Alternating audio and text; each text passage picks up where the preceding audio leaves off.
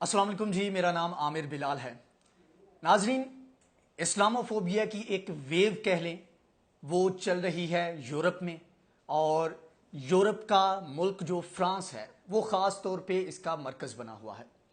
और अगर थोड़ी सी टाइमलाइन की बात करें कि किस तरह ये वाक़यात हुए, कैसे शुरू हुए और किस तरह ये मामलात आगे बढ़ रहे हैं, तो उसमें आपको बताएं कि तकरीबन 8 या 7 अक्टूबर का वो वक्त था जिसमें एक हिस्ट्री टीचर फ्रांस में, जिसका नाम था सैमुअल पैटी, उसकी जानिब से गुस्ताखी की गई। चार्ली हेब्डो के जो अखबार की जानिब से जो खाके शाया किए गए थे, गुस्ताखी की गई थी हमारे प्यारे नबी सल्लल्लाहु अलैहि वसल्लम की, तो उनको दोबारा से एक लेसन के तौर पर उस टीचर की जानिब से क्लास में दिखाया गया।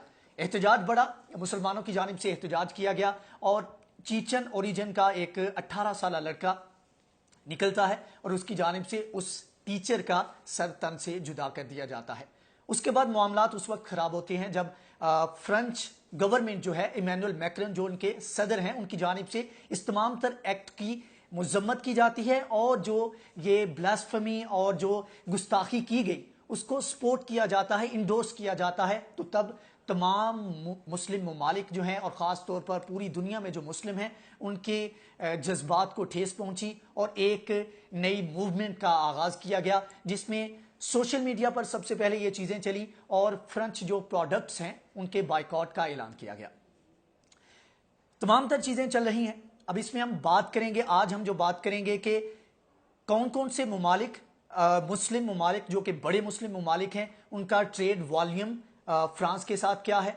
पाकिस्तान की खास तौर पर बात करेंगे कि पाकिस्तान अगर इस चीज में आता है, बाइकॉट की जानिब जाता है, तो इसमें हम पाकिस्तान बतौर मुस्लिम कंट्री हम कितना नुकसान या डेंट पहुंचा सकते हैं, डेंट डाल सकते हैं फ्रांस की इकोनॉमी को। और अगर यही मुस्लिम ममालिक इकट्ठे हो जाएं तो तब हम कितना डिफरेंस जो है वो हम क्रिएट कर सकते हैं। तो पाकिस्तान की बात करें तो पाकिस्तान की 2019 की एक रिपोर्ट के मुताबिक, यूएन की एक रिपोर्ट के मुताबिक, पाकिस्तान और फ्रांस के दरमियान जो ट्रेड का वॉल्यूम है वो है $442 मिलियन। और अगर थोड़ा सा पीछे चले जाएं तो 2006 और 7 का जो साल था उसके बीच में $765 मिलियन के करीब हमारा ट्रेड वॉल्यूम था। बाद में पाकिस्तान के हालात कुछ खराब रहे जिसकी वजह से ये ट्रेड वॉल्यूम जो है वो कम से कम होता होता $442 मिलियन पर आ गया। अब बात करते हैं कि हम आपस में ट्रेड क्या करते हैं और खास तौर पर हम क्या फ्रांस से इंपोर्ट करते हैं। तो इसमें सबसे टॉप पे है कि जो मेडिसिन है उसको हम बहुत ज्यादा इंपोर्ट करते हैं फ्रांस से, और ये तकरीबन बनती हैं $110 मिलियन के। ये एक हजम बनता है जिसमें हम ये इतनी कीमती चीजें वहां से इंपोर्ट करते हैं। इसके अलावा मशीनरी है, न्यूक्लियर रिएक्टर के अंदर जो चीजें इस्तेमाल होती हैं वो हैं, बॉयलर्स हैं, ये हम वहां से इंपोर्ट करते हैं। अब बात करें कि दीगर कौन से ममालिक हैं जो बड़े इस्लामी ममालिक हैं, वो उनका ट्रेड वॉल्यूम जो है वो कितना है। अगर सिर्फ 7 ममालिक की बात करें तो जस्ट इमेजिन के ये 7 ममालिक अगर इकट्ठे होकर एक प्लान के तहत बॉयकॉट करते हैं फ्रेंच प्रोडक्ट्स का, तो ये कितना बड़ा एक डिफरेंस जो है वो क्रिएट कर सकते हैं। सऊदी अरब की बात करें तो सऊदी अरब का सबसे दूसरे नंबर पर है ये मुस्लिम ममालिक के ट्रेड में। ये इसका तकरीबन जो हजम बनता है ट्रेड का ये है $5.4 बिलियन। ये सऊदी अरब जो है फ्रांस के साथ ये ट्रेड करता है। सबसे ऊपर है $7.1 बिलियन के साथ तुर्की, एक हमसाया भी है उनका, और उनके साथ उनके ताल्लुकात पहले बेहतर भी थे, तो यही वजह है कि उनका ट्रेड वॉल्यूम जो है वो काफी ज्यादा है। तीसरे नंबर पे आता है मलेशिया। मलेशिया में तकरीबन 2.5 जो है वो बिलियन डॉलर की ट्रेड इन दोनों ममालिक के दरमियान में होती है। अब चौथे नंबर पे आ जाएं तो कतर है। कतर की और फ्रांस की आपस में जो ट्रेड है उसका वॉल्यूम है $2.1 बिलियन। उसके बाद ईरान है, ईरान का ट्रेड वॉल्यूम है $1.2 बिलियन। और उसके बाद हमारे बुर्ज खलीफा वाले भाई हैं, उनका ट्रेड वॉल्यूम है $452 मिलियन यूएई का, और फ्रांस का ये आपस में ट्रेड का है। अगर इन 7 ममालिक इंक्लूडिंग पाकिस्तान, इनका अगर आपस में मिलाया जाए तो हमारा फ्रांस के साथ इन 7 ममालिक का जो ट्रेड का वॉल्यूम बनता है वो है $16 बिलियन। ये सिर्फ 7 ममालिक का है। अगर एक प्लान के तहत इन प्रोडक्ट्स का बायकॉट किया जाए, फ्रेंच प्रोडक्ट्स का बायकॉट किया जाए, तो definitely we can make a difference. लेकिन इसके ऊपर भी बाद में बात करते हैं कि क्या हम इकट्ठे होकर इसके ऊपर हम बायकॉट कर सकते हैं या नहीं कर सकते। इसमें आपको बताता चलूं कि अगर तमाम मुस्लिम ममालिक इकट्ठे होकर बायकॉट करते हैं तो तकरीबन $100 बिलियन का नुकसान उठाना पड़ सकता है फ्रांस को। अगरचे बहुत बड़ी इकोनॉमी है, लेकिन यह है कि $100 बिलियन जो है वो एक छोटी रकम नहीं होती, और इसका एक बहुत बड़ा लॉस होगा, क्योंकि जब आप बायकॉट करेंगे तो उनको अपनी अल्टरनेट के तौर पर कोई नई मंडियां ढूंढने में भी मुश्किल आएगी, और इसके अलावा इतनी जल्दी अल्टरनेट मिलता नहीं है। तो ऑफ कोर्स उनके जो छोटे ट्रेडर्स हैं और उनकी जो इकोनॉमी है, और वैसे भी वहां पर पेंडेमिक की सूरत हाल है, उसमें सेकंड वेव में और मजीद सूरत हाल खराब हो रही है, तो ऑफ कोर्स उनको बहुत ज्यादा इसका डेंट पड़ेगा। यही वजह है कि जब ऐलान किया गया, सिर्फ एक इशारा दिया गया और सोशल मीडिया पर हैशटैग चले कि फ्रेंच प्रोडक्ट्स का बायकॉट किया जाए, तो तब फ्रांस की जानिब से खासतौर पर अरब वर्ल्ड के जो कंट्रीज थे और खासतौर पर सऊदी अरब से अपील की गई कि प्लीज आप इसके ऊपर नजरसानी करें, अपने लोगों को समझाएं, और हमारा जो बायकॉट की एक मुहिम चल रही है उसके ऊपर आप गौर करें। और सऊदी अरब को खासतौर पर कहा गया कि आप इसको तमाम तरफ जो ममालिक हैं उनको कंट्रोल करें। तो इसमें अगर मिल बैठते हैं, मिलके हम बायकॉट करते हैं, तो जस्ट इमेजिन कि हम कितना बड़ा डेंट डाल सकते हैं। अब इसमें कुछ लोगों की जानिब से कहा जाता है कि अच्छा यार बायकॉट कर लेंगे तो क्या होगा, वो जो चीजें हमें बेचते हैं किसी और को बेच देंगे। बात ये नहीं है, फर्क पड़ेगा, और इसमें वाकई फर्क पड़ेगा। और दूसरा ये है कि इसके अलावा हमारे पास उस तरह रास्ता भी नहीं है। ये ऐसे कह लें कि ये एक नॉन हॉस्टाइल, एक जारहाना नहीं, एक मोतदिल किस्म का इकदाम है जो कि तमाम ममालिक इजीली और आसानी से कर सकते हैं। उसकी रीजन मैं आपको बताता हूं। अगर सिर्फ पाकिस्तान की बात करें तो पाकिस्तान जो चीजें इंपोर्ट करता है वो एक मेडिकल की फॉर्म में है। ये वो चीजें हैं जो कि ऐसी नहीं है कि आप किसी और मुल्क से नहीं ले सकते, ऐसी नहीं है जिसमें फ्रांस की मोनोपोली हो। फॉर एग्जाम्पल, जिस तरह अगर पाकिस्तान के फ्रांस की अगर बात करें तो फ्रांस में पाकिस्तान के जो मैंगोज हैं, आम जो हैं, वो बहुत मकबूल हैं।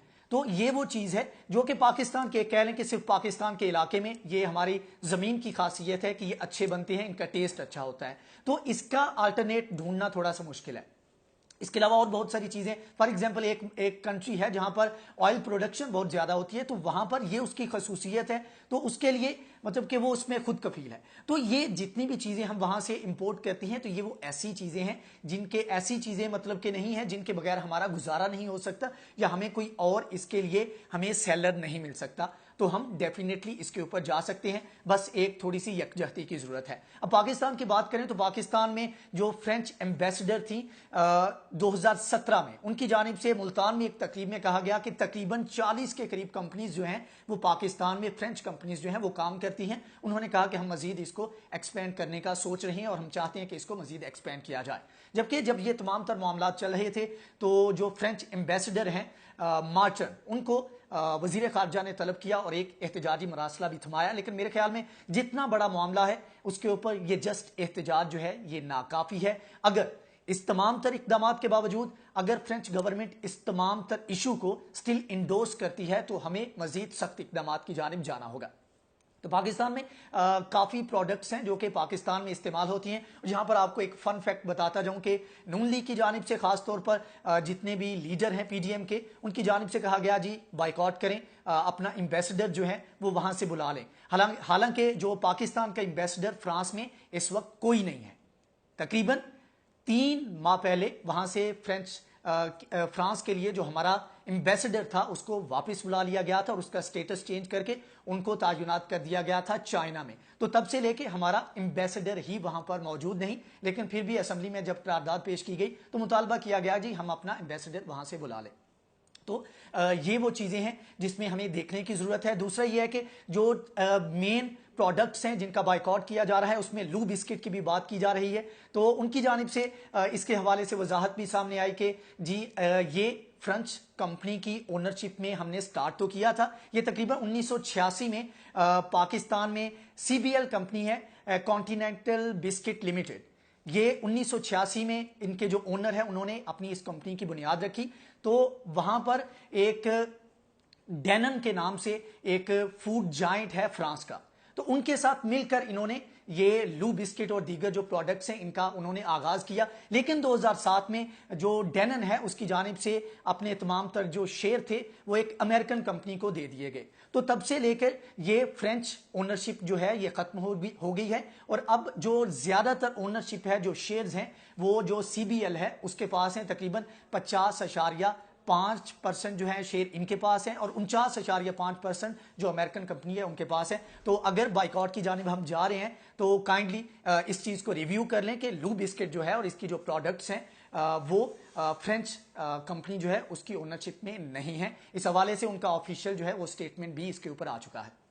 तो तमाम तर बात करने का मकसद यह है कि अगर तमाम ममालिक इस एक पेज पर आते हैं और इकट्ठे होकर इकदाम उठाते हैं तो जस्ट इन बाइकआउट के जो प्रोडक्ट्स के बाइकआउट हैं इसके ऊपर हम कितना बड़ा फ्रेंच गवर्नमेंट को डेंट पहुंचा सकते हैं। और ऑफ कोर्स अगर हम ये कदम उठा लेते हैं तो वो उधर से माफी भी आएगी और उसके बाद इस तरह का कदम उठाते हुए वो 100 मरतबा सोचेंगे और खास तौर पर गवर्नमेंट की जानिब से इस तरह के इकदाम को इंडोर्स नहीं किया जाएगा। बस जरूरत यह है कि हम तमाम ममालिक इकट्ठे हों और एक पेज पर आकर हम इस तमाम तर एक्ट की जो कि गुस्ताखाना खाके बनाए जाते हैं और उसके बाद अब गवर्नमेंट की जानिब से इसको इंडोर्स किया जाता है, इसके ऊपर हम इकदाम उठाएं।